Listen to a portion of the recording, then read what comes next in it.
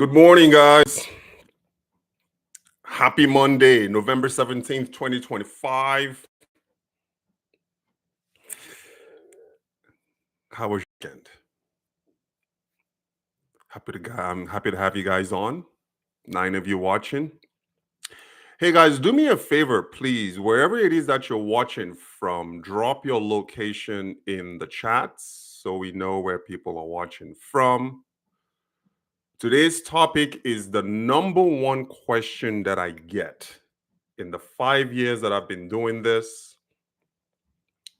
Consulting, coaching, teaching, mentoring people on US Nigeria markets.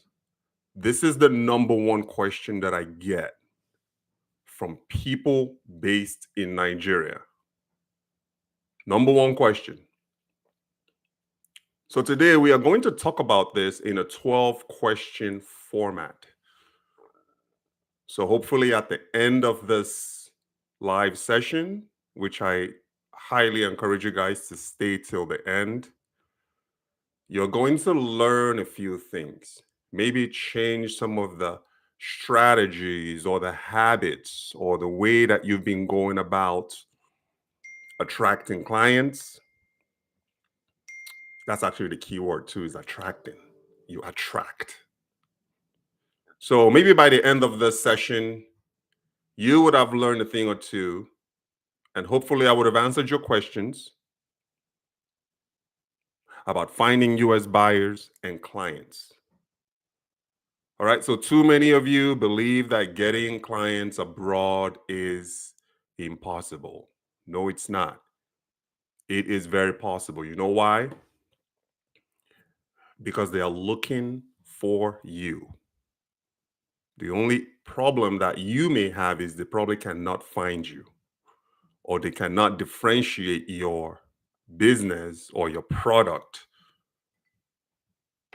or they're not able to be convinced enough to buy from you or hire you over your competition. So we're going to go over these 12 questions about how to attract and, more importantly, sustain US-based buyers and clients. I've told you guys this before, guys. The diaspora is spending money like crazy, especially in Nigeria. As you guys know, $20 billion a year is what the American diaspora sends home to Nigeria. In the entire Africa as a whole, it's over $100 billion a year that Africans in the diaspora send home. And guess what? They are buying, they're hiring, they're building. So yes, they need your product. And you guys are actually well positioned in Nigeria, particularly in Nigeria, to be able to help solve some of these issues that us in the diaspora is having. I've been there. So let's go over it right now. The first question, actually, before I start, for those who are watching for the first time, my name is Rich Mberiket. I'm the founder of Mberiket Ventures. Visit our website at mberiket.com. I invest across exports, securities, and real estate in both Nigeria and the United States. I'm originally from Nigeria, but I'm based in Las Vegas, Nevada. So let's go ahead and get into it. Let's do it. So the first question is this: how do I start finding US buyers from Nigeria? The simple answer to that is this: you have to have an offer. Sell something. What are you selling? Are you selling products or are you selling services? So once you've decided what your offer is, now you have to clearly define it, meaning you got to simplify that offer. The more complicated, and the way that you know if your offer is simple is to first of all look at yourself. When you are defining your offer and you are fine tuning it or refining it, does it feel complicated to you? Does your offer feel complex? Or is your offer simple? If it's simple to you, it's going to be simple to people who are looking for that offer. And if that offer feels complicated, just complex, you don't know the direction you're going with it, you don't really know who your target audience is, you don't even know the offer that you're offering. If it feels complicated to you, trust me, it's going to feel complicated to the people who are looking for that product or service. So you also have to be consistent. You probably have heard that many, many times in this particular offer that you have. Are you a trader? Are you a consultant? Are you a a contractor building for the diaspora or helping the people in diaspora build back home?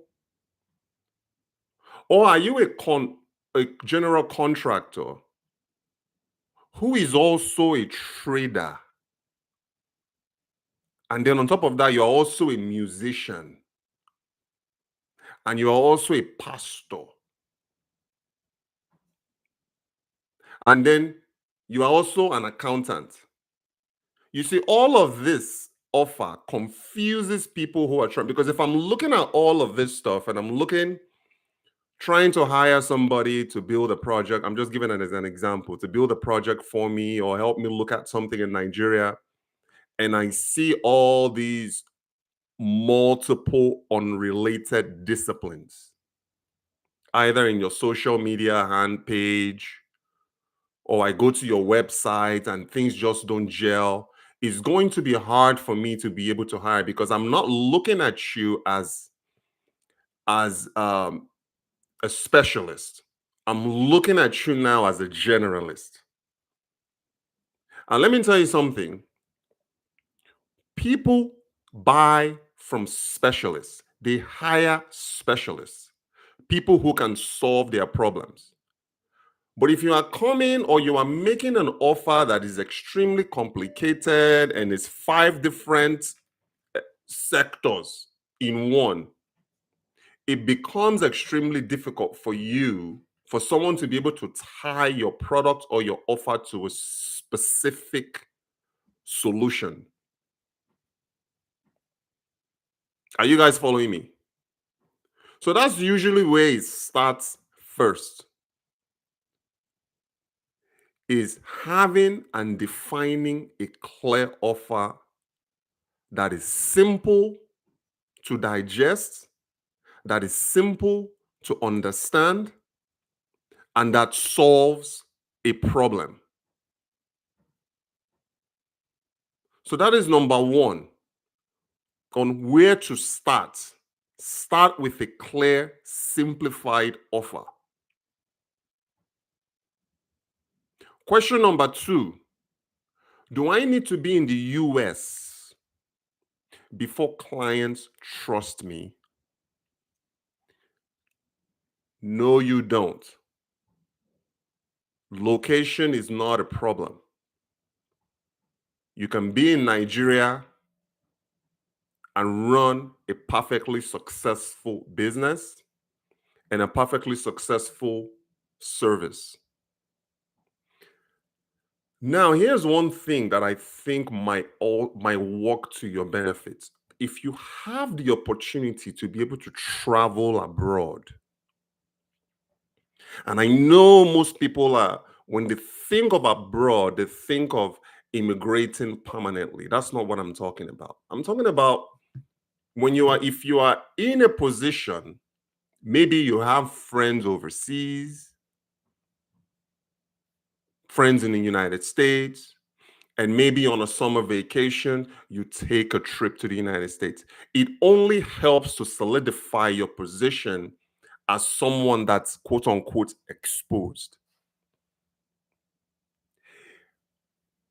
When people in the diaspora sees that you have traveled, that means to me, you can relate to the sentiments of people overseas. You can relate to the needs and also the expectations of people overseas. You need to start making international travel a part of your business strategy. Some of you are too confined in Nigeria. You don't even leave the country. You don't even go to even other neighboring countries when you have the time or the opportunity. You remain confined to Nigeria. Essentially, you are localizing your business when you can be globalizing your business. And that doesn't mean that you should immigrate permanently abroad. Take a trip abroad. Spend a couple of weeks.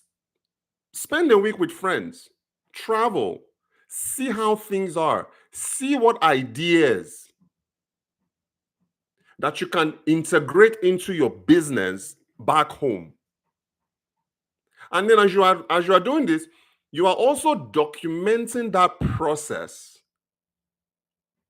You post it on your social media pages. You post it on your YouTube channel. And if someone like me is looking, because remember, people in the United States and people abroad in general, we buy first with our eyes. Before I even reach into my wallet, my pocket, and remove my wallet, I buy first with my eyes. So if I'm looking for someone to solve my problem in Nigeria, and I go through your social media page, and I see that, oh, this person has traveled, they understand the discipline and the cost associated with an international trip. It's going to help me build confidence in dealing with you compared to somebody that hasn't left Nigeria. So it is to your advantage if you can. Now, not everybody is in position to be able to go overseas. And the way to solve that problem is through consistent branding. Some of you I will probably say 90% of service providers in Nigeria are traders. They are localized traders. There's nothing wrong with that. But I'm talking about in order for you to be able to attract international clientele, you have to brand and you have to move and think global. And it takes years. It takes about a good 10 years, guys, to build a brand. If you think you're going to roll out of bed one day and have a brand the next day, you are wrong. You are basically lying to yourself. It takes time to build a brand. But the majority of the people that I've dealt with over the past 5 years, so prior to pivoting to Nigeria 5 years ago, going on 6, I did a lot of business between the United States and China. I still do, but it's more minimal now because our focus is in Nigeria. The Chinese know branding. If they are selling, let's say for instance, I'm giving you an example. So this is my cigar. A factory in China or a business in China that creates or manufacture cigars, they only manufacture cigars. They build their brand around the product that they are offering. You are not going to see them, the same business, making cigars and then turn around and make wallets. That is not the way it works. If you are people who have done business with the Chinese can agree with what I'm saying.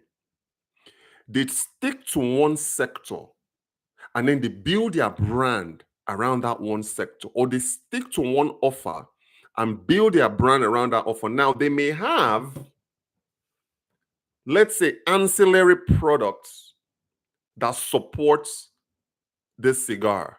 They may have a cigar case, maybe a division that just manufactures cigar cases. They may have a cigar cutter or maybe even a cigar lighter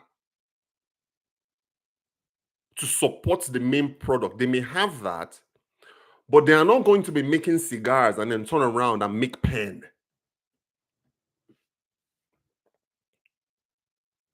It just doesn't work like that. So you don't need to be abroad. But in order for you to be able to attract people who are based abroad to your product and to your business, you have to try and get as close to that market as possible. Travel to that market. Because now, if I'm reaching out to you and I'm looking through your social media pages, or I'm looking through your social media feed, maybe you have an opportunity to work with a customer abroad. You take a picture, or if they've used your product, you have them send you photographs of them using your product. Or if you are a service provider with a happy customer, maybe you just request, please, could you, if you don't mind, if it doesn't, I would really truly appreciate it if you send me maybe a 30-second testimonial video of you just sharing your experience with me. Some people are going to do that. The thing is, most of you don't ask for referrals and you don't ask for testimonials. Now, you can take that asset and use that asset as part of your branding and marketing efforts. Because now, if I'm in the US and I see that you've done business with people in the United States, it automatically brings down my wall. Any reservation that I may have had. Seeing that you've done business with people abroad brings down that reservation. Is going to make me want to contact, at least is going to draw me to you. And even if your price is higher than, let's say, somebody that doesn't have that international experience, and that's another thing too, guys, you need to start leveraging.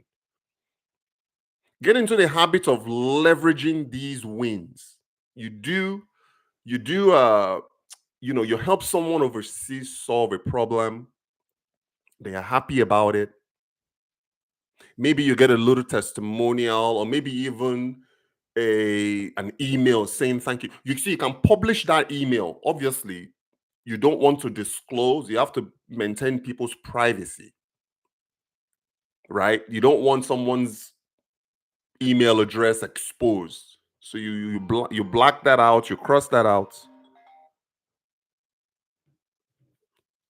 and then you can post that on your social. And then when someone sees that you've done that business with them before, or you've helped people abroad solve their problem, it only solidifies your position. Because now I'm thinking, okay, this person has experience with international clientele. They know the requirements and the expectations. You see, abroad expectations and local expectations are not the same.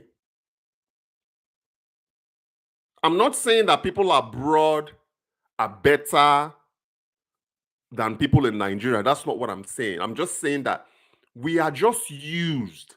You see, and that's why you got to know your customer too. Some of you guys that are looking for abroad clients, you are looking for abroad clients, but you are going into it with Niger mentality or Niger way of doing business. If you want to remain local in Nigeria to attract just Nigerian clientele and Nigerian client buyers, it's okay. But the moment that you decide that you want to cross over and start attracting international clients, whether in the US or Canada, it doesn't matter if they are Nigerians or not. It's just that we are used to a certain level of quality. And we are not going to demand anything less than that level of quality. And we don't care if you are in Nigeria or based in the US, we don't care. We are just used to that level. And some of you, you will have a client that you've worked with, and this has happened to me before, who absolutely loved your work and loved your services, but you just don't have it in you, or maybe you just don't have the business sense or the business acumen to reach out to that client and stay in touch with that client, either on a quarterly basis or maybe every 6 months. You just reach out. Hope everything is well. Just wanted to follow up with you. I really do appreciate if there's anything, just kind of put them on your radar. Because that client can in return become a source of referral source for you, because people are going to want to know, okay, who have you done business with, especially if they are highly interested and there's a lot of money on the line. I'm going to want some sort of reference check on you. Ah man, what's your experience working with Americans? What's your experience working with this person? I'm thinking about using them for a project. I'm thinking about buying something from them. Cultivating that relationship, communication. Again, is not leaving the country permanently. Go overseas, document your experiences overseas. It's what I do in Nigeria now when I travel to Nigeria. You guys have seen my activities. Because when clients come to me, or people who are based in the United States come to me to help them enter the Nigerian market, or to whatever it is that they want to do in Nigeria, and they see my activities there, are they going to use my services or hire me? Or are they going to hire somebody that hasn't been to Nigeria, who is just sitting up there theoretically offering products, offering quote unquote consulting services? So it really goes both ways. I'm able to use these travels, my trips, my activities in Nigeria as a branding tool to help people who are looking for someone like me, to give them the confidence that they are dealing with somebody that has that skill set, that knows the Nigerian market, that knows the Nigerian way of doing things. It's the same way, but reverse for you. Am I living full time in Nigeria? Of course not. My principal residence is here in Las Vegas in the United States.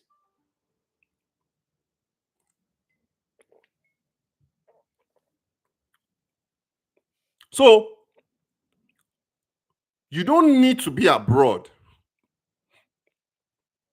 but you need to start benchmarking your business, your offer, your product, and start tailoring them. That is, again, not everybody is looking for international clientele. Most people are just happy locally.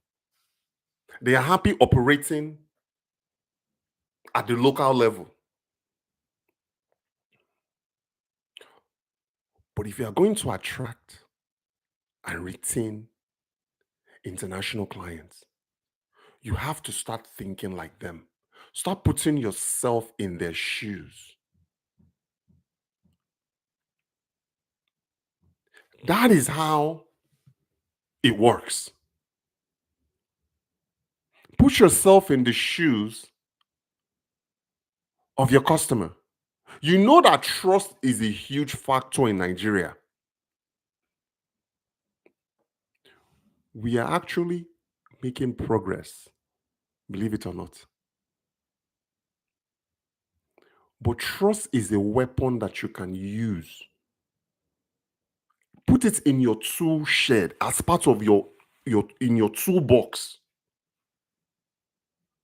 And you gain that by continuing to just deliver good quality products and good quality services to not just local clients, but your clients abroad. And all it takes is one or two. You don't need 100. So, number three, what platforms can Nigerians use to reach US clients?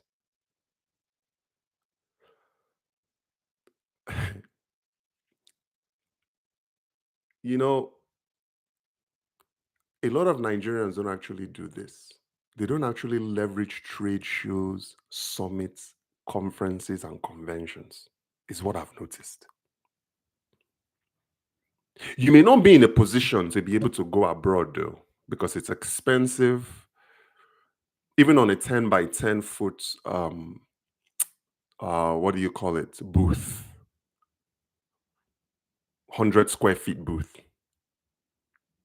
minimum, depending on the show or depending on the conference or summit, it can start from like $5,000. Not everybody is positioned to be able to do that. But majority of the conferences and summits that I attend and trade shows that I attend, I actually don't display. I consider myself a mobile booth. You dress the part, you walk around, you shake hands, you kiss babies, you meet people, you see a group of people hanging out. Those guys can be your customers. You blend in, you start talking about what it is that you do, you listen to them, obviously, what it is that they do. And I'm talking about not just the international level, but also on the local level as well. There are a lot of trade shows in Nigeria. Lagos, NIDCOM just wrapped up. That is the Nigerians in the Diaspora Commission. They had a 3-day convention in Abuja. Were you even aware? NIDCOM is the perfect platform because NIDCOM is based right there in Abuja. That's where their headquarters is. And if you are watching this and you are based in Abuja, you are even in a better position because you can walk into their office and see what sort of programs they have or what sort of events that they have coming up that you can participate in and start getting to know people. You see, you got to go where your customers are. Nidcom is a perfect platform. They don't pay me. I'm not promoting them. I don't earn anything. But it's like when I see something, a utility platform like Nidcom that I know that people like you, especially those looking for international clientele. So Nidcom is not a US platform. It's Nigerians in the diaspora. That is what they specialize in. From the 10th, was it the 10th to the 13th? I think it was either the 10th to the 13th or 13th to the first today's the 17th. Just 3 days. They had a 3-day convention in Abuja. 3 days. Guess how much it was? Only 100,000 naira. At this convention, people are pitching. This is where you meet international clients. Most of you are probably not even aware, or you don't pay attention to something like that. Because everybody thinks, oh, it's just social media. Let me just go on Facebook and LinkedIn and all this, YouTube. I guess majority of my clients come from YouTube. I've taken a little bit of a back step though on other platforms like LinkedIn and Instagram and Facebook. I've reduced my activities on those platforms over the past, let's say, month and a half, 2 months to focus exclusively on the platform that generates the most revenue for me, which is YouTube. But in addition to being active on YouTube, I am also active offline.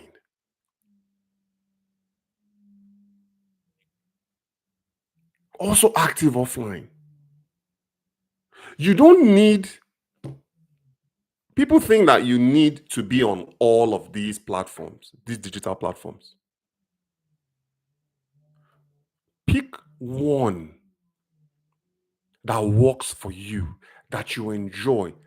Personally, my platform is YouTube. It's always been that way and it always will be.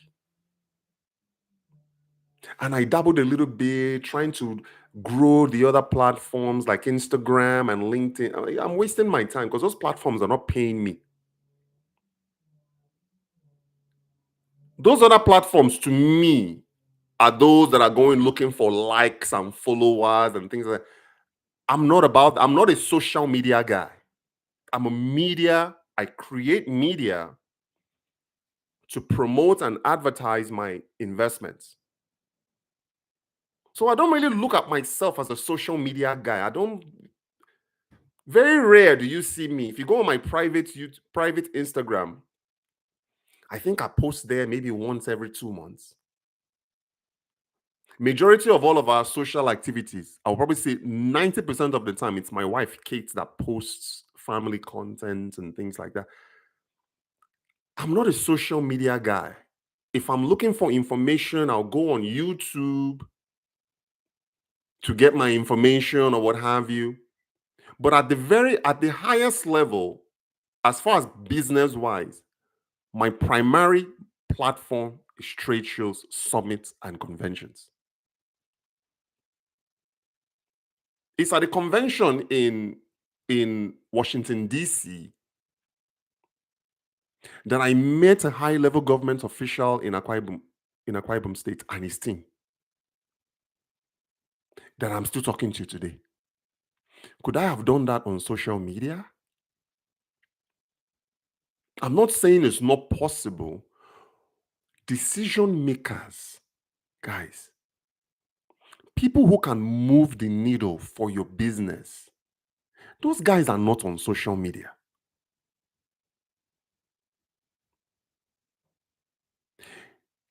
They are panelists at conferences. They are keynote speakers at trade shows and summits. And that is where you need to be if you really want to elevate and take your business to the next level. You need to start budgeting for trade shows, summits, and conventions like NITCOM that just happened 2-3 days ago. When people see these conferences, they think, oh, they cost a lot of money. It was only 100,000 naira to attend for 3 days.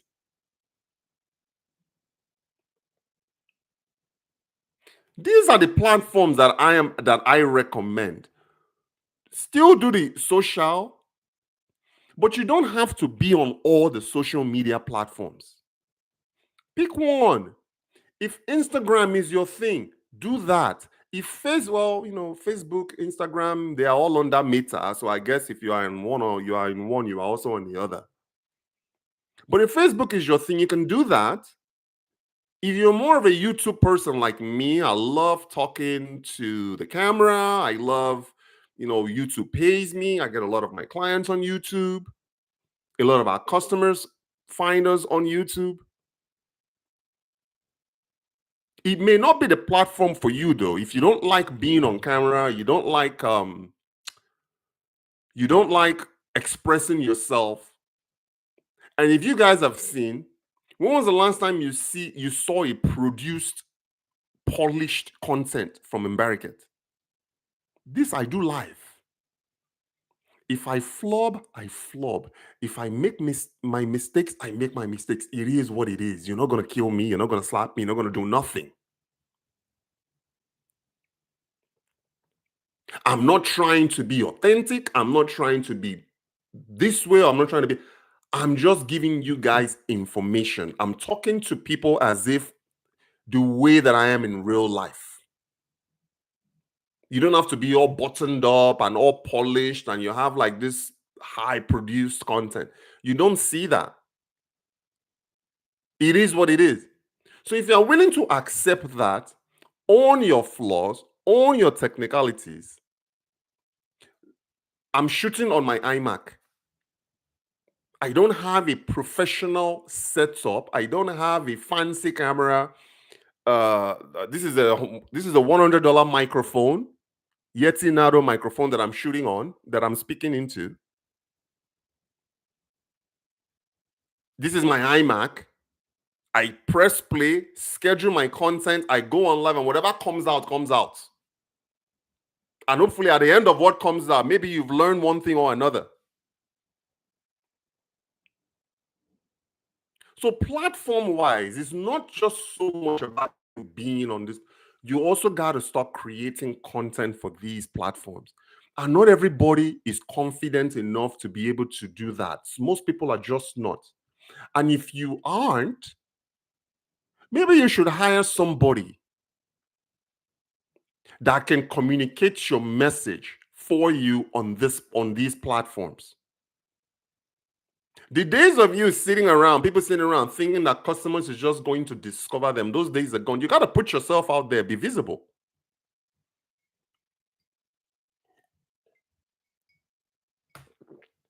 So in the past, and over the past 5 years, I've been fortunate enough to have built a network of service providers. So these days, I don't even go and search anymore. I just call people up. This is what I'm trying to do. Do you know someone? People that I trust in Nigeria. That is the way I find um, suppliers now. If you are watching me, you are selling something, right? You are selling a product or you are selling a service. So the way that I find people like you now is just through my own internal Rolodex of contacts. If I need somebody for business services, I know who to call. If I'm looking for a supplier, I know who to call. And that is also as a result of me having a good client supplier relationship with these people. They don't hesitate to recommend people to me. That is how I find people in Nigeria these days. But when I first started doing this, before I built my network, my contacts, I went on I went on Instagram. I've used GG before to find someone. I've used YouTube to find people. I'm talking about, these are like my early days. I don't do that anymore though, but these people were on those platforms, is my point. I've been to, other than let's say, a Nigerian themed trade show or a Nigerian focused conference. The majority of the conferences that I go to, you don't really see Nigerians there. Nigerians are not, I don't know why, Nigerians are not represented. Ghanaians are everywhere in these international conferences. Nigeria is not. So get into that habit. And when you are on these platforms, you need to have structure. You see, everything that I'm teaching you guys is to position you to be able to attract people. Because you don't find things, you attract them. So when you are on these platforms and you are only posting once every 6 months, or let's say you are selling akara today, as an example, a week later, you are selling palm oil. The next post that I see, you are selling chin chin. The next post that I see, you are in a band trying to be a rapper or a musician. Nobody is going to pay attention to you. So you gotta think, you gotta look at your social media pages as a search engine for your products and services, because that's what it is. Too many people are too focused on social media, trying to be liked. You want to sit there and collect likes. You want to show things that you are eating. You want to show your lifestyle. Treat them as a business. Treat your platform like a business, a search engine. You go on YouTube right now and you search Nigeria, one way or another, before you go to page 2 or page 3, you will see Barricades content. Because we create content for the diaspora that's looking for solutions in Nigeria. Whether it's the diaspora, whether it's expatriates, whether it's people travelers just looking for information, or people looking to invest, buy properties, get into import exports. We've just recently launched. We've just recently started securities, meaning stocks and index funds, in both Nigeria and the United States. So the platform is very, very important. Get on these platforms. Pick one that you like, that you feel comfortable with. Fiverr, Upwork, and start treating social platforms like search engines for your business. And you need to be consistent in your offer too, because the algorithm rewards consistency in offer. If you have multiple unrelated offers or multiple unrelated services, it confuses the algorithm, because the algorithm doesn't know how to define you. The algorithm doesn't know who you are. To be able to start maybe sending you traffic, or in YouTube's case, recommending your channels to other viewers that may benefit from the information that you're providing. So that the consistency on these platforms, visibility, biggest asset, but so is the consistency on the products and services that you are offering. I keep getting people emailing me. So question number 4, how do I receive payments safely from the US? Here's one thing you can count on. If you provide a service from someone or for somebody overseas, or you sell, particularly in the United States, or you sell a product, you are always going to get paid. But it's important though that you really, really talk to your customer and your client and define the payment structure or the payment mode. It's also in your best interest to ensure that you and the client, before anything is agreed upon, that you agree on the payment method. Some people, for instance, me, this is how I pay for things in Nigeria. I have a Nigerian Naira account linked to SendWave, the application that I use to exchange money. I don't do abokis anymore. I think if you are still doing aboki is like 10 years ago. People don't do that anymore. Now people exchange money using multiple different kind of apps. So this is what I do. I have my United States account, obviously, dollar account, that is linked to Sendwave. And I have my Nigerian Naira account in Nigeria that's also linked to Sendwave. So let's say I want to pay a vendor $200 or the equivalent of $200, whatever that exchange is. I'll get on Sendwave that's linked to my debit card in the US. And I just transact the equivalent of what I want to pay. That money is exchanged in the local currency, Nigeria, and deposited into my Nigerian Naira account.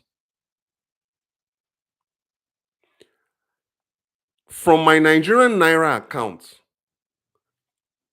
I'm with EcoBank. That's the bank that I use. That's what I use to then pay my vendors or pay my staff in Naira.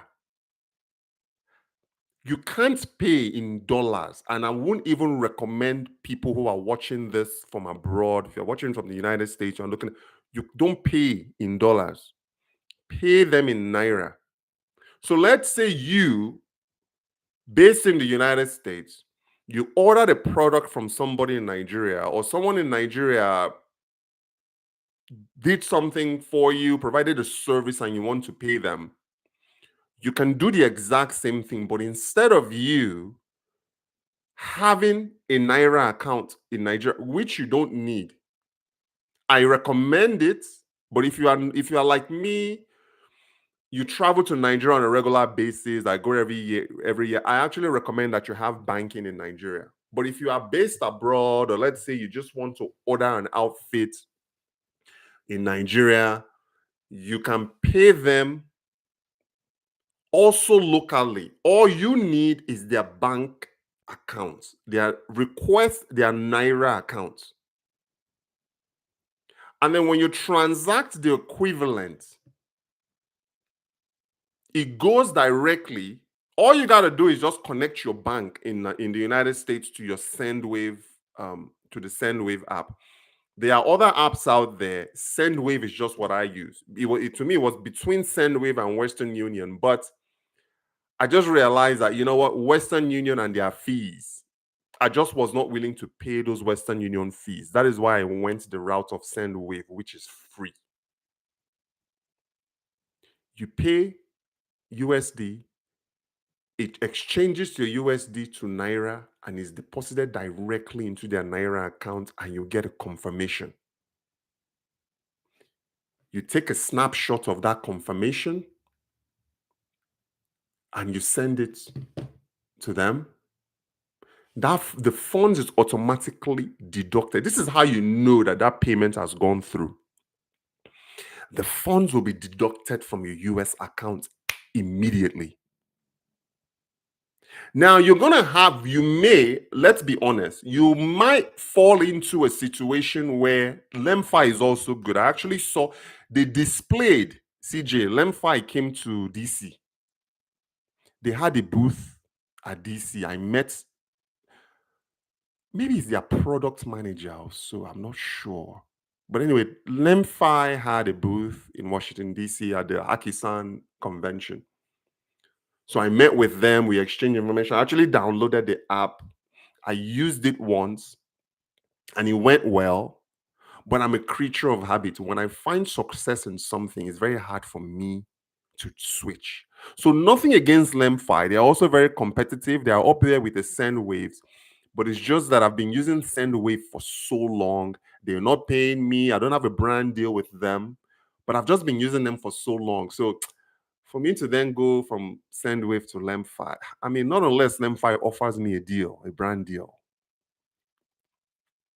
If they're watching this, we can talk about a brand deal. I'll probably switch and start promoting them. But for me right now, it's Sendwave. So let's talk about one thing that is very important, and this is directly for the people abroad. You too, CJ. You are going to have a situation, if you do this long enough, when someone in Nigeria is going to tell you that the payment didn't go through. Don't fall for it. So long as that money has been deducted from your bank in the US side. Excuse me, guys. The payment has gone through. If they are arguing with you and fighting with you that they haven't been paid, this is usually a scam. Don't send or don't initiate another transaction. If anything, you can do two things. You can say, okay, if you are claiming that the payment did not go through, allow me 48 to 72 hours. If that payment didn't go through Sendwave, it's going to be reversed back into my account. You don't even have to listen or deal with them there in Nigeria. Because this transaction is between two entities. It's between Sendwave, that's based abroad, and is also between your bank. So it's a matter of you. If they're going back and forth and saying that, oh, we didn't get the money, simply don't even go to your bank. Reach out directly to Sendwave or Lemfi or whoever it is and say, hey, you know what? This amount was transacted. I got a confirmation, and the recipient is telling me that they have not received the money. If that money was deducted from your account, 99% of the time, if they haven't received it in Nigeria, is due to the issue with the Nigerian side, not yours. So you don't want to fall for that, and then you do another transaction, you initiate another transaction. Don't do it. Give yourself a few days, because it's a Sendwave app that you use. You want to reach out to their customer service. Let them put the burden on them. They are going to tell you if the funds has gone through or not. If you get a confirmation from Sendwave saying, Rich, the $200 that you sent, the confirmation that you sent has cleared on our side, all you have to do is reach out to the recipient in Nigeria and say, hey, you know what? It's cleared on my side. This is the confirmation. You need to reach out to your bank. It's happened many times with me. And I'm telling you, the issue is more than likely from their side in Nigeria. If the issue is stateside, because it happens, guys. If the issue is stateside, the funds will be reversed and credited back into your account. Once you've seen that credit, then and only then can you reinitiate the transaction. Just like that. Because I've seen people, and I don't want to do, maybe I'll do another video on this, where that is usually how people back home scam or try to take advantage of people abroad by telling you that the funds did not go through. It's a simple, easy fix. If you are using the Sendwaves of the world or the Western Unions of the world or even the Lemfis of the world, reach out to them directly with the problem and let them lead the resolution of that issue. Okay? So yes, they're all good these days. Lemfi gives you points that you can use. Interesting. I know I don't get points from Sendwave. But like I said, it's just that I've just been with Sendwave for a long time, and the only way that I'll switch if someone offers me a brand deal, that's the only way that I'll switch. Okay, so yeah, that's how you receive payments safely from the United States. So that's good. Good platform too, guys. Listen, Sendwave is not bad.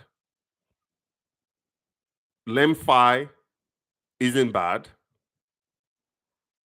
Western Union, if you're willing to pay the fees, not bad either.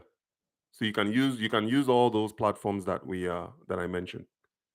So question number 5, this is about trust building. What do US buyers check before ordering?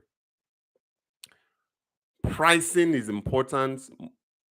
We don't always make our buying decisions though based on price.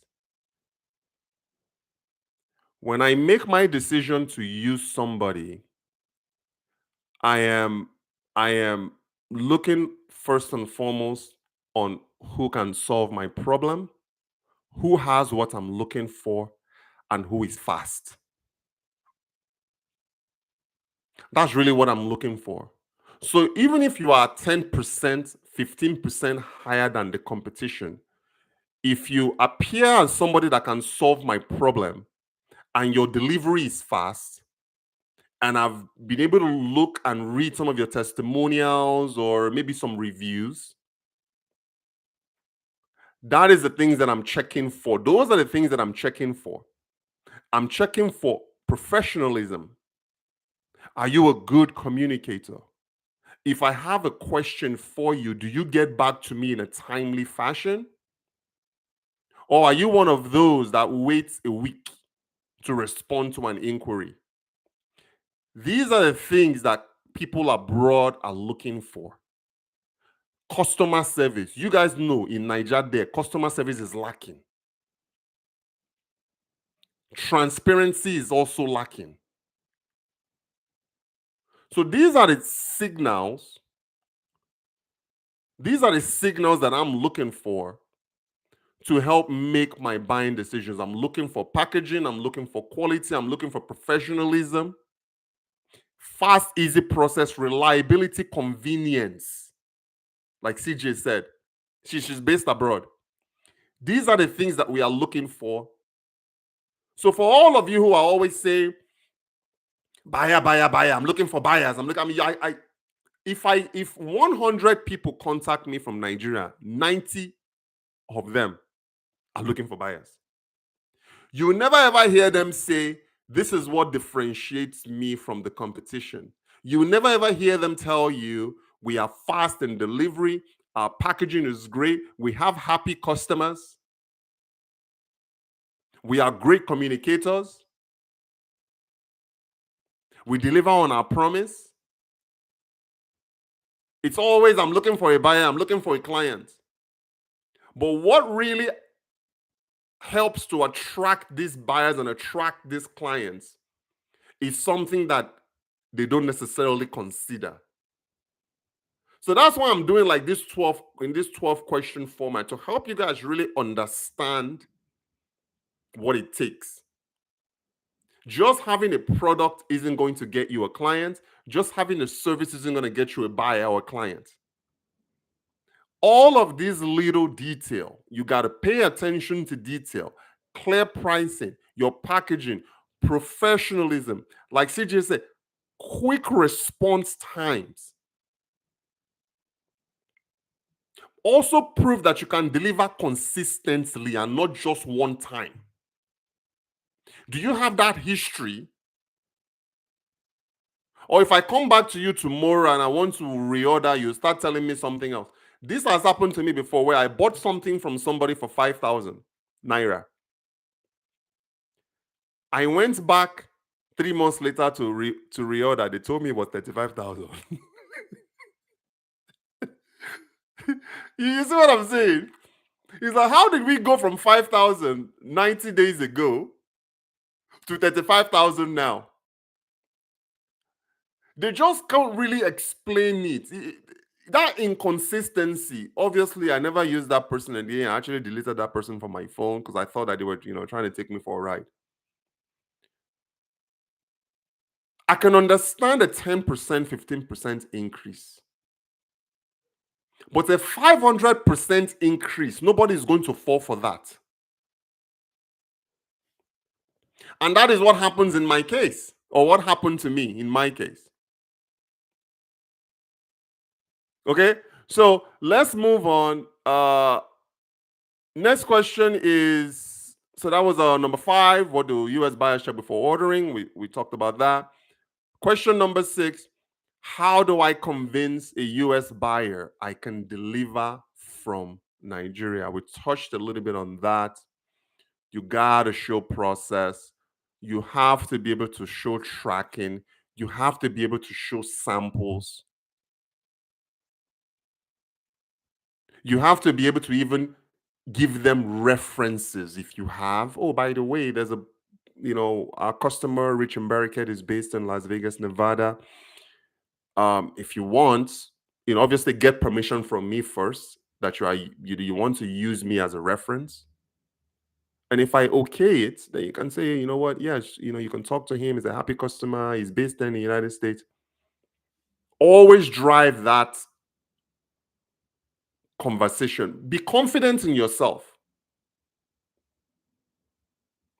You got to be able to remove frictions, any sort of level of anything that will make the customer say no, or maybe be reserved, they don't quite know. Your job as a seller of a product, or your job as a supplier, or your job as a service provider, if you're in a building construction industry, you can ask something as simple as, what reservations do you currently have right now in possibly working with someone like me? You've opened up the floodgates. Because now they might say, you know what, I've tried this before, I got burned. This person was not transparent.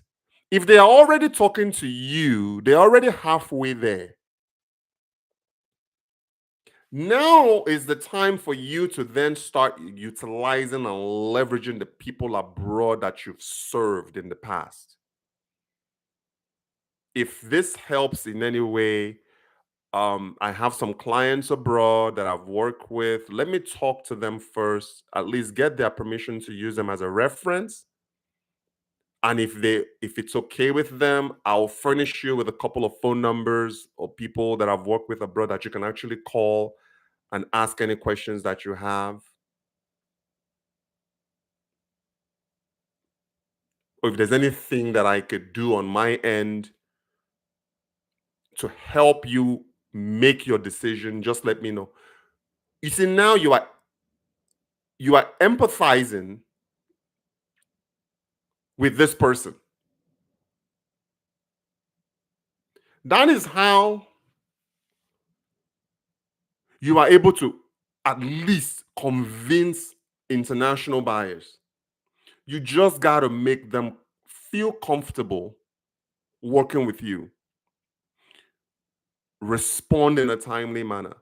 I'm not saying if you are feeding your baby, somebody calls you or emails you, you drop the baby and respond. That's not what I'm talking about. But respond within a few hours, not a few days, not a few weeks. Not, oh, my phone died. You see, we don't want to hear that.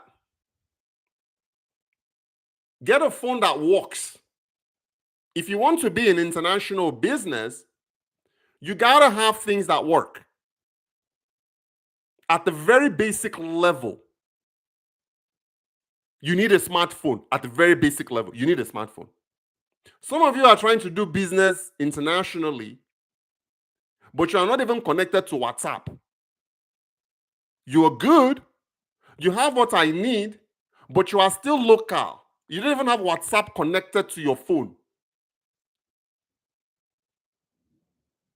These little things is what you need to start focusing on.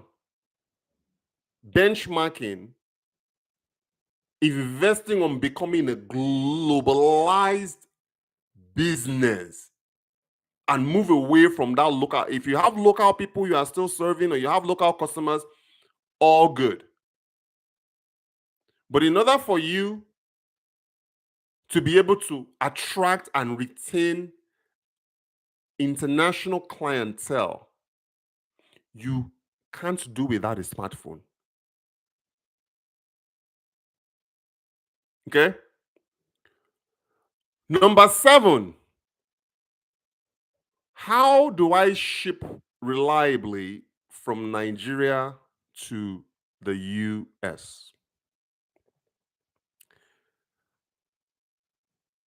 Well, you know, for the most part, there are some reliable service freight forwarders in Nigeria. Again, it depends on speed and what it is that you are looking for. So, if you are, I can tell you this. If you are selling a retail product, you know, example, you are a tailor, you specialize in sewing native clothing for clients abroad, which is actually a good business, by the way, guys. That is a business that's actually built for Instagram. If you are a designer, you are into the fashion clothing business. I was traveling to Minnesota. This was over the summer, and I met a Ghanaian lady. She was literally my seat. She was sitting next to me. She sat at the middle, and I sat at the aisle in the aisle. All her clothing. We just kind of started talking a little bit. I'm like, "You're African. Where are you from?" She's like, "Oh, I'm Ghana. I'm Ghanaian. I'm Nigerian." That's kind of how the conversation started. She does not buy her African attires in the US. Oh. She buys them directly from Ghana, Ghanaian tailors. She doesn't buy them in the US. She just sends her sizes. She'll work with the tailor there to pick fabrics and prints that she wants. And she'll send them their size and then they'll sew her outfit. And then they'll just DHL it to her in the United States. She lives in Minnesota because I was flying from Vegas to Minnesota to join my family during the summer. So the freight forwarders are there. DHL for speed. DHL, FedEx, UPS. These are 3 airlines that I've used for speed. Your customer can get their product within 7 calendar days. There are cases where there are situations where I've actually received shipments from Nigeria within 5 business days. It left Lagos on Monday. I got it at my door in Las Vegas on Friday. Korea, if you are in the retail space, let's say you are selling things that are 50 kg or less. Speed Korea is your best option. Anything over 50 kg, let's say you are doing probably maybe 75 kg or less, I always recommend DHL, UPS, and FedEx. Anything over 75 kg or 100 kg, just go with cargo. Not DHL, Delta Cargo is one, especially in the United States. It's not everything that they ship that they carry, though. So you need to be very, very careful. I'm talking about those that are dealing in bulk, 100 kg and up. Before, you could receive your items from Delta Cargo within 2 weeks. Now it's 6 weeks minimum. That's another thing too you got to factor. They are a lot cheaper than FedEx, UPS, and DHL. A lot cheaper. But it's going to take you about 6 weeks to get that product. And you also have to have your own stateside customs broker to clear that item for you. Whereas With the couriers, with the DHLs and FedExes and the UPSs, they have a built-in customs um, agents within that rate because they offer door to door. All you got to do is pay them, and your goods will arrive duty free, tax free to your doorstep. But if you want to go the cargo route, just know that you are going to be responsible for duties and taxes, if any.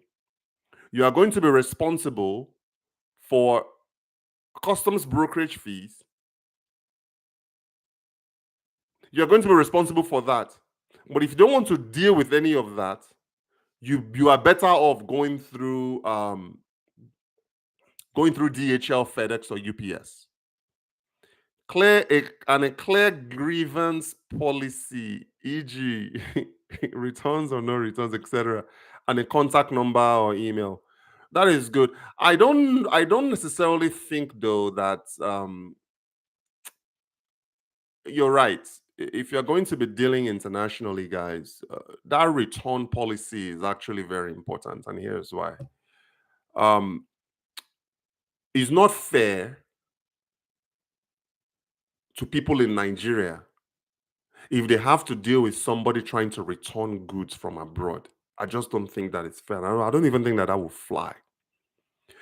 That is why it's good to really, really have a clear communication and a clear understanding with your clients in the US. Take them through the journey of the order.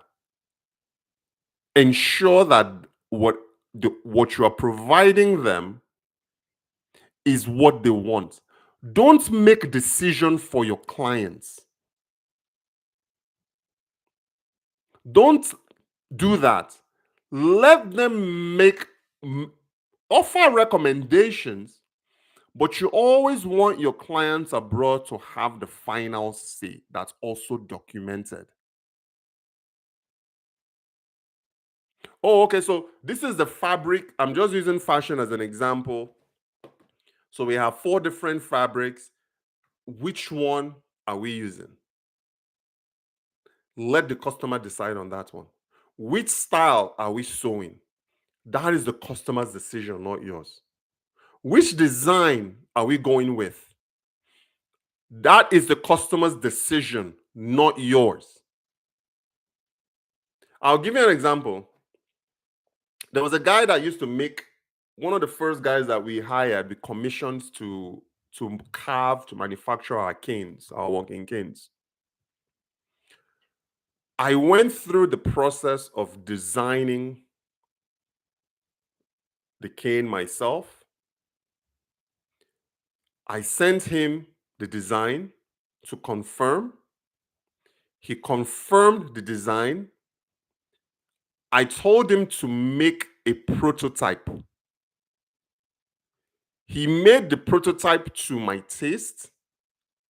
I signed off on the prototype and I initiated a mass order of the item based on the prototype.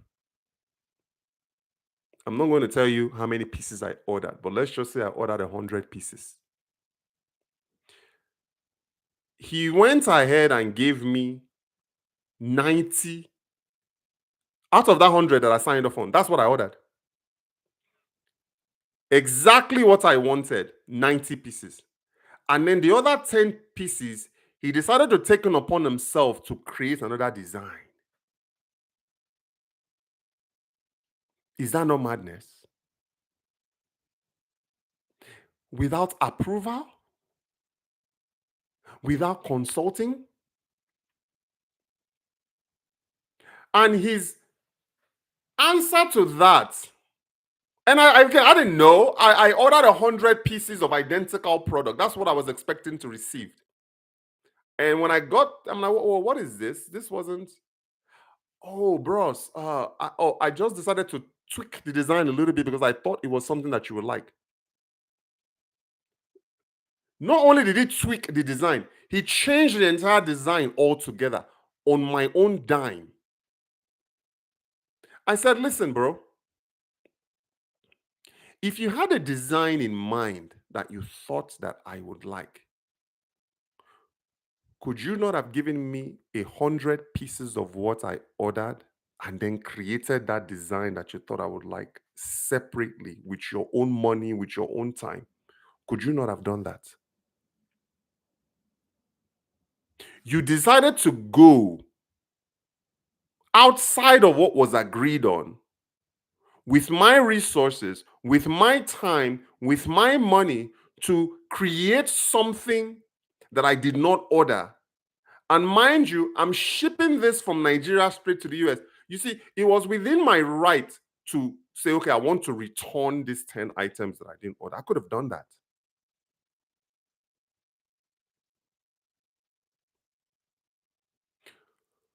But I just chose not to. And I think that was actually the end of my working relationship with this particular guy. So, as far as execution is concerned, when you are dealing with people abroad, you can't assume. If you have an idea, you can tailor that idea. You can make that recommendation to the client, but it is not your place to make decisions on behalf of your client. It is not your place. If you are waiting to get a response from that, it doesn't matter if it takes 1 week, 2 weeks. Don't make a move until you hear from your client. He needed to ask you. Of course, he needed to ask me, but he didn't. I gave him feedback, but remember, prior to this order, we went through numerous iterations of the design. And that's why I fired him, by the way. It took us weeks to get the design right, even throughout the process of him building the prototype. Because the prototype is what I was going to use for the mass production. It was literally a daily meeting or every. And here's another thing too, like I mentioned before, this guy didn't even have WhatsApp. I had to go through an intermediate person. There was a middle person between me and him. My project manager in Lagos that's still with me till today. This local cover didn't have a smartphone. He just had a regular. I don't know. All I know was that conversation was always a three-way conversation. He would go from my manager to me, from me to him. The manager will go, he will go from him to the manager to me. So how we were able to even get this thing done was oh my God, was mind-boggling to me. But it was just the mere fact that he made those changes. 10% of my order was something that I did not order. I could understand if he gave me 99 pieces and then one sample. But he didn't do that. That would have been 1%. He decided to give me 90 pieces and 10 things that I didn't order. And that was why I got rid of him, because it just wasn't something that when you are dealing at this high level, I mean, this was a lot of money that was involved too, and a lot of time. It was just something that I just couldn't afford to do, and I ended up letting him go based on that. Okay. So question number 7. Sorry, that was number 7. How do I ship reliably? We talked about that. How do I handle question number 8? How do I handle time zone differences? This is very, very critical. So, unlike Nigeria, that only has a single time zone, the United States has 3 different time zones. So, you have the Pacific Standard Time Zone, which is where I'm at. I'm in Las Vegas, Nevada. So, we have the Central and the Mountain Standard Time. And then we have the Eastern Standard Time. So, you look at Pacific. So, where I am is Vegas. We share the same time zone with Los Angeles. So we are 3 hours behind of New York. So 12 p.m. New York time is 9 a.m. Las Vegas time. Currently, because we're in the fall season, Nigeria is 9 hours ahead of me in Vegas. But you are only 6 hours ahead of New York. Does that make sense? And your client might be in Minnesota that has a different time zone. So it's your responsibility to ensure that you know the time zones of your clients where they live. So you guys can be communicating seamlessly as a result of that time zone. Because the last thing that you want is to be calling or bothering your clients at 1 o'clock in the morning. And vice versa, too, guys. For those abroad, for those in the United States, it's also equally important for you to also know the time zone. In the fall season, depending on where you are, I'm in the Pacific Standard Time, we are 9 hours behind. So right now it's 11:21 a.m.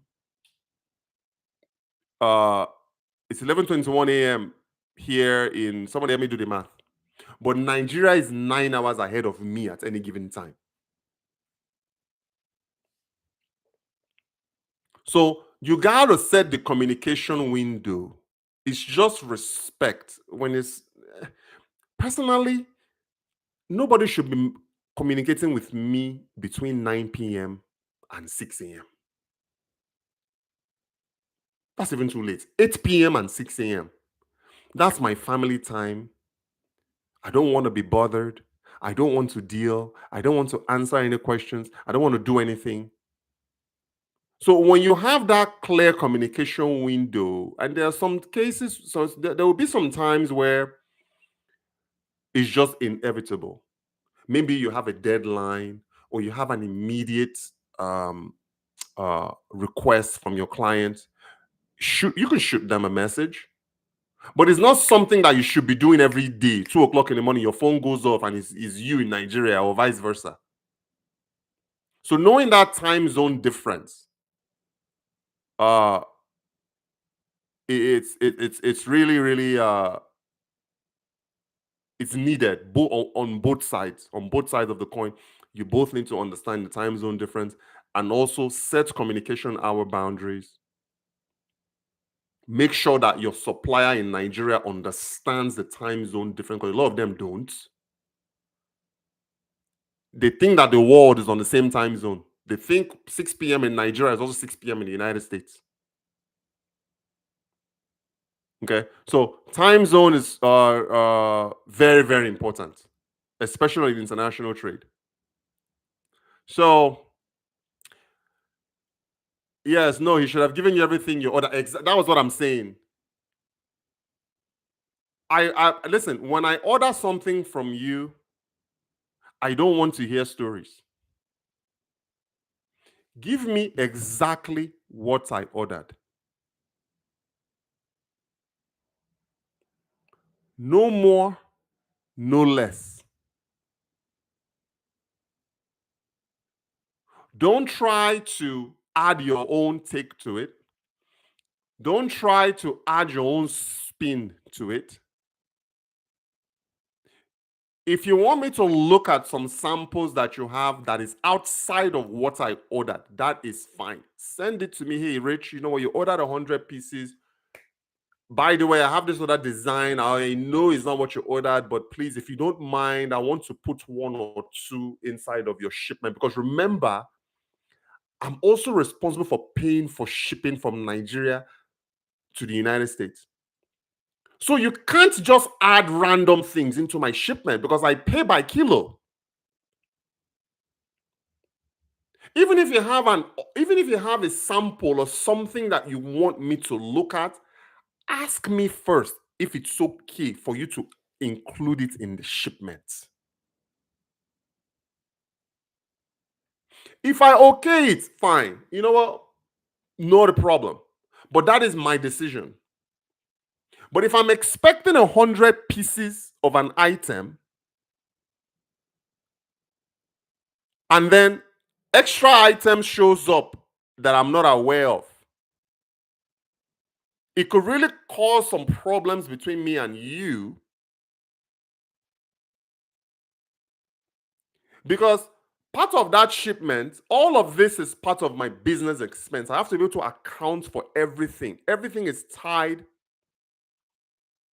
to my profits, is tied to my expenses. So this, as an example, this guy that gave me 10 items that I could not use, that I did not offer, I think I ended up giving those canes away as a gift because it was not in alignment. It was not a part of my portfolio or part of what I wanted to sell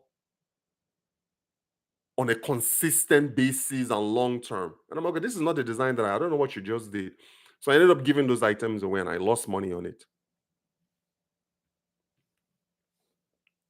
You should have given everything. Yes, plus the free sample. Yeah, yeah, yeah.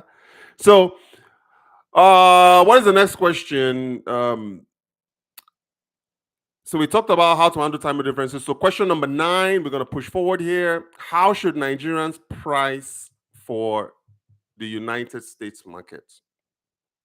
Guys, price is based on value.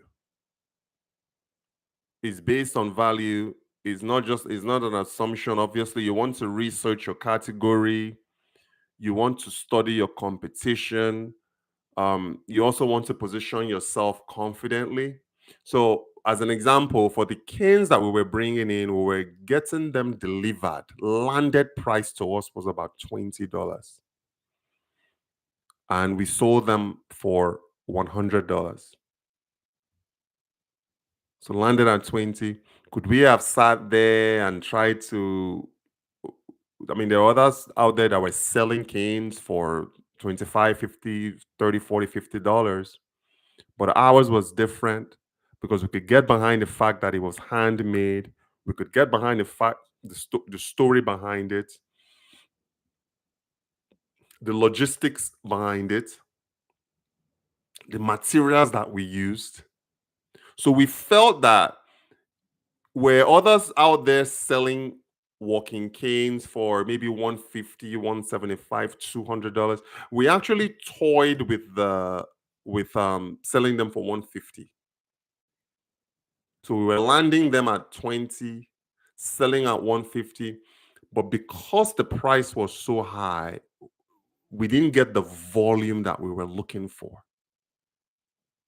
But we thought, based on everything, that $100 was actually a fair price to sell it. This was also a cane that I took to a Nigerian convention in Atlanta.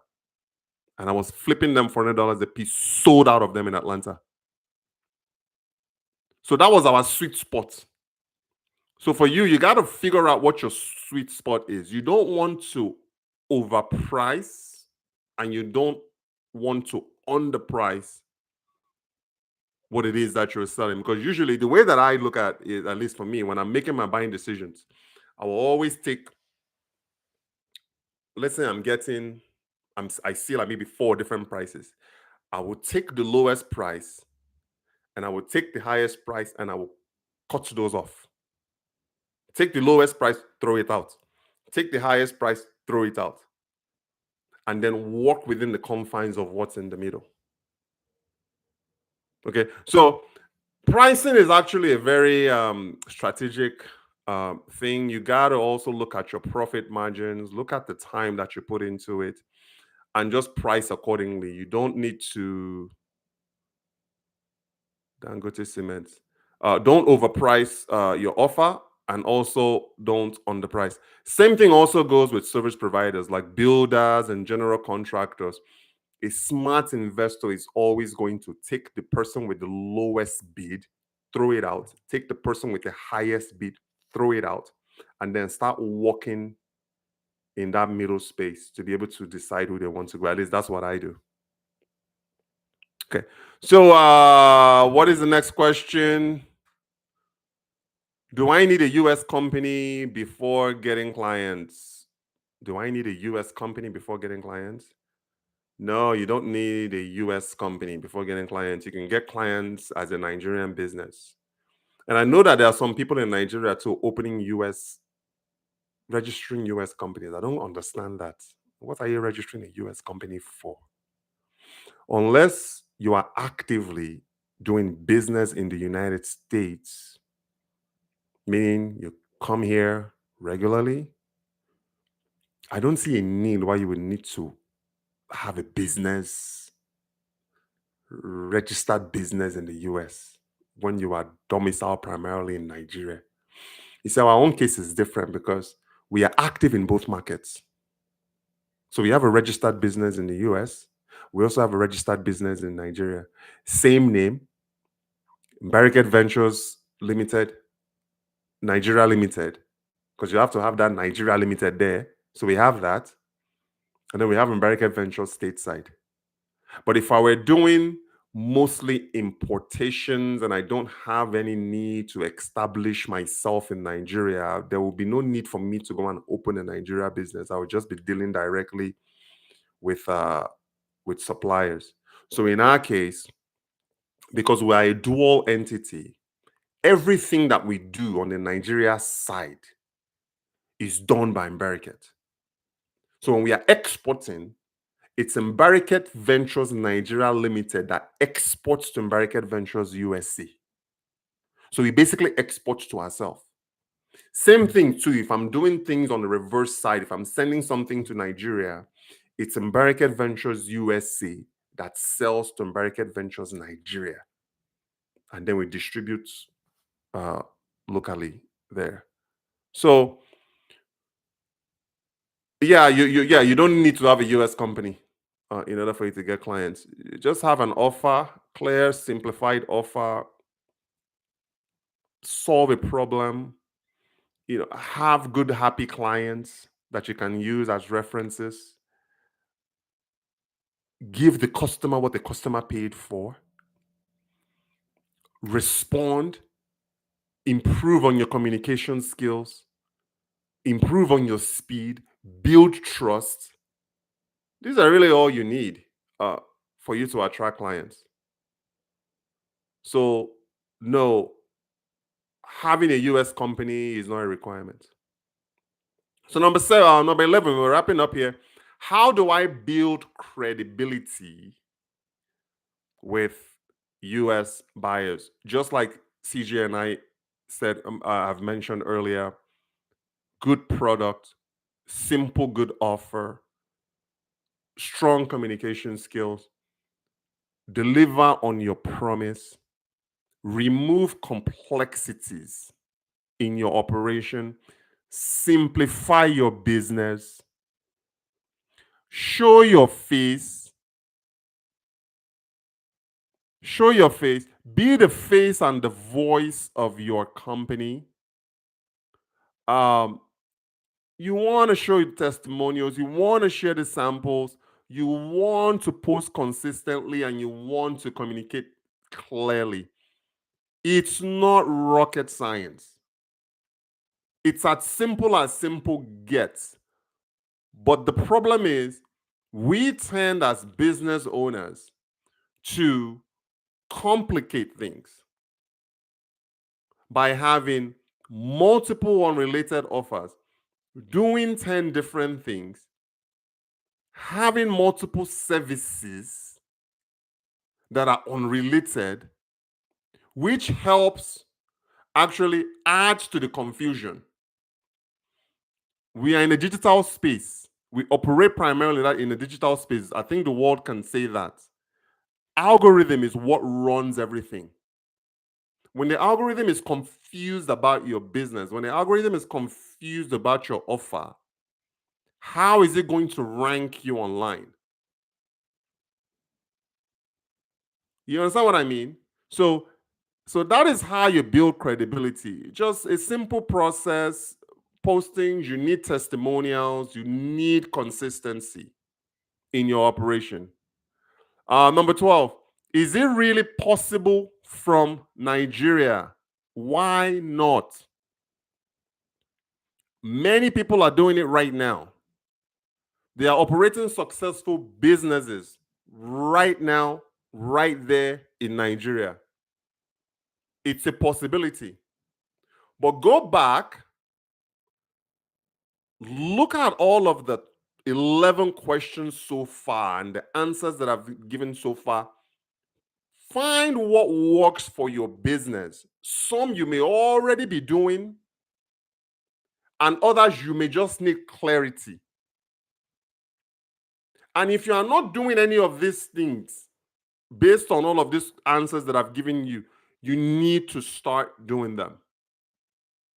Okay, so absolutely possible.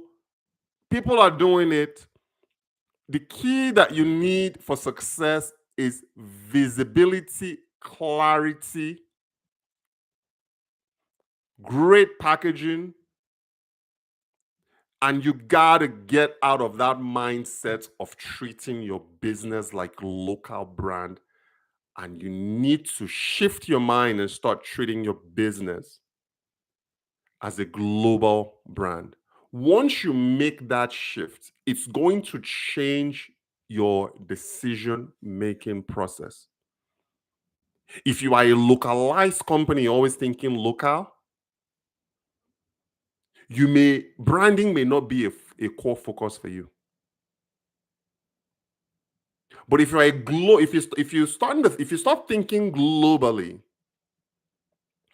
you're gonna know right away that branding is important. If you are local, you may not value communication. If you are global, you will. If you are local, you may not value speed. If you are global, speed needs to be right up there as part of your execution. If you are local, you might just want to do whatever it is that you want. If you are global, you're going to be a little bit more restrained. Meaning you operate in a restrained fashion to only give the customer and the client exactly what they ordered. Okay, so that is what separates and what differentiates people who are struggling to attract international clients and people who are not. Because I'm telling you guys right now, there are a lot of companies in Nigeria that are solving real world problems for people abroad. In the fashion sector, in the construction sector, in the building material sector. It's just a matter of starting to look at yourself like a global brand, communicate like a global brand, position yourself as well like a global brand. That is the only way you are able to attract global clients and global buyers. You cannot find them. Finding clients doesn't work. What works is attraction. All you can do is attract. And in order for you to attract, you gotta become what the client is looking for. When I'm dealing with people in Nigeria, I'm looking for trust. I'm looking for people who can give me what I want. I'm looking for people who can communicate easily and clearly with me. I'm looking for people who can deliver. I'm not looking for storytellers. Okay. So there are standards that should also be applied to local clients. Honestly, high standards should be applied everywhere across the board. I cannot disagree with you. But it just seems like the local clients, at least from my experience, they actually tolerate more subpar services or subpar products than the diaspora. Look, this is actually part of the reason why I started taking foods from the US to Nigeria. The only thing that I don't take to Nigeria is like the local foods. But when it comes to my peanut butter, my milk, my coffee, when I go, I bring them from Nigeria, from the US to Nigeria. Because there was a time I went to a supermarket and I ordered geisha. You guys know now the geisha fish. I took the geisha home. I remember vividly, I had breakfast with my aunt on my lawn, on my property. Cracked open this geisha. I took a spoonful of this geisha. It honestly felt as if I was eating engine oil. The oil in the that was what it felt like. But my aunt, who lives in the village, thought it was the most tasteful thing that she has ever eaten.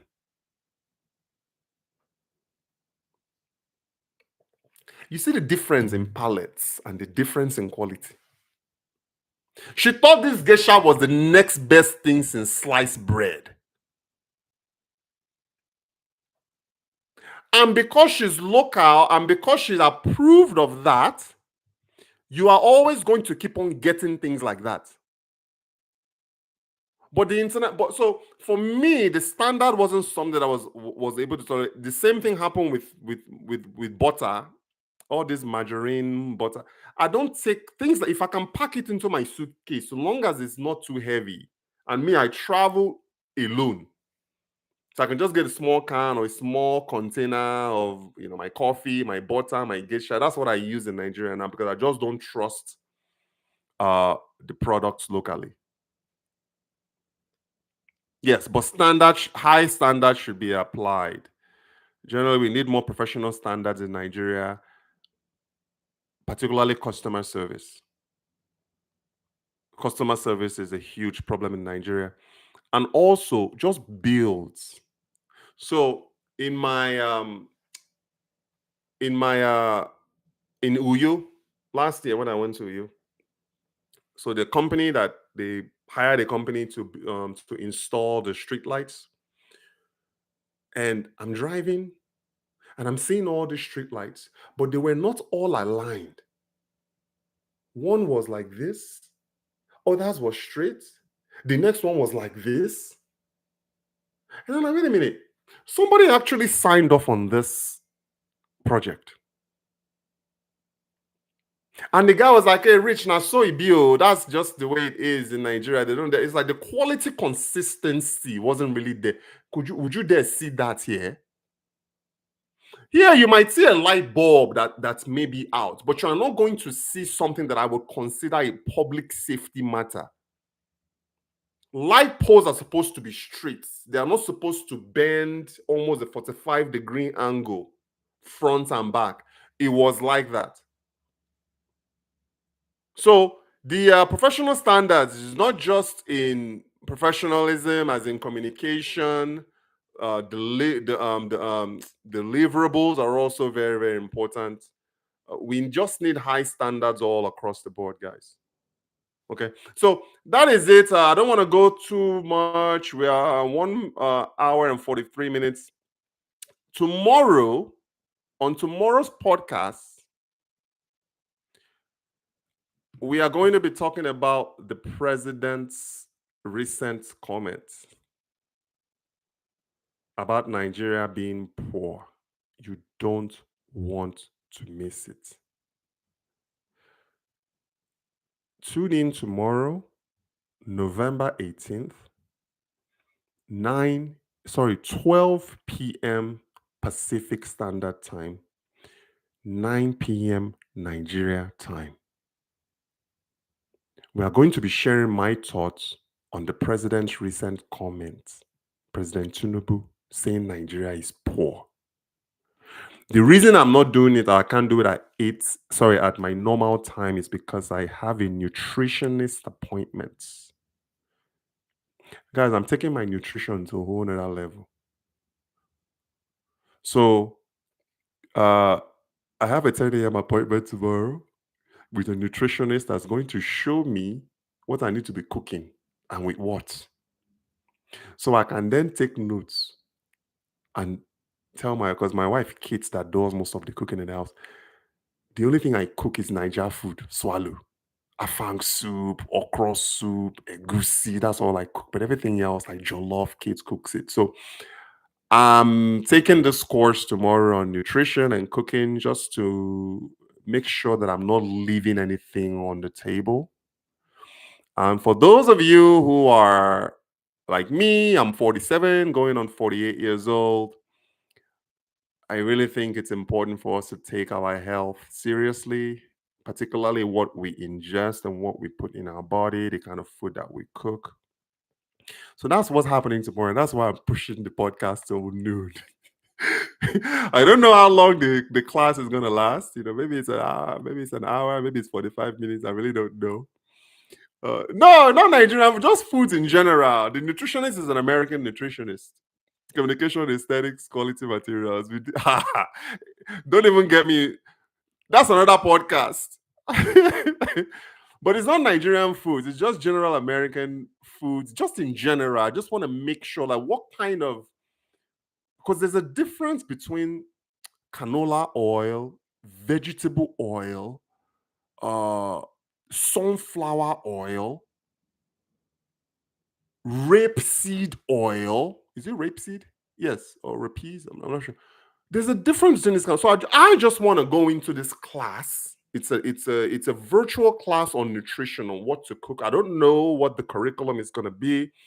I don't even know if it's just a one-off thing or if it's something that's going to be on a regular basis. But yes, it's something that I'm taking seriously. A nutritionist is going to be teaching me how to cook and what to cook starting tomorrow.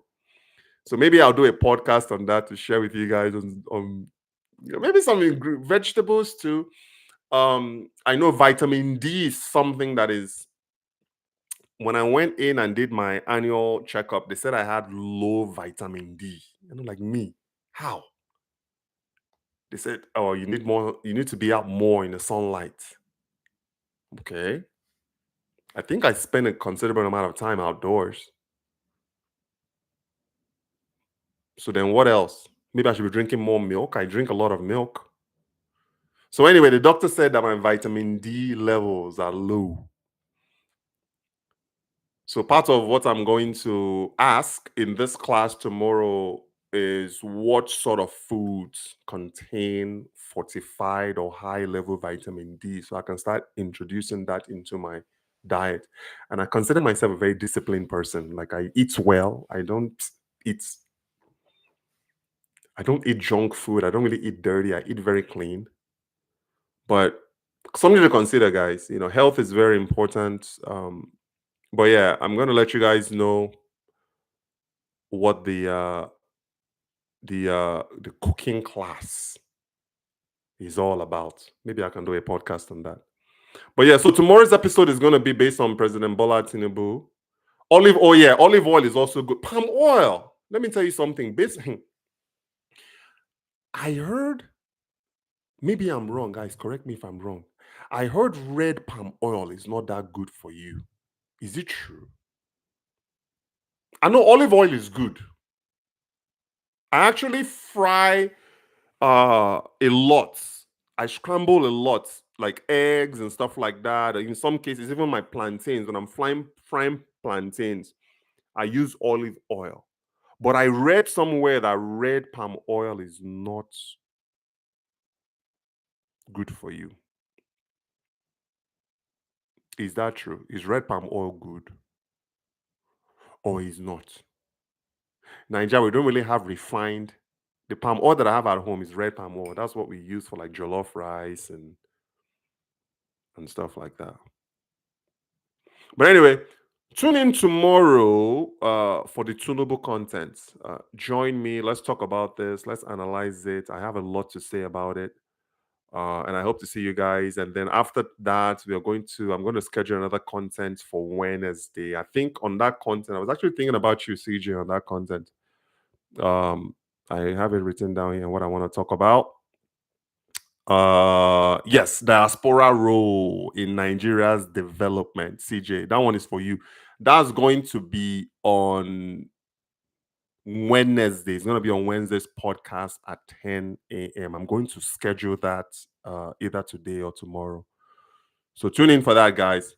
The oil literature is always changing. As in, I'm going to. Yeah, I just palm oil. We have it at home.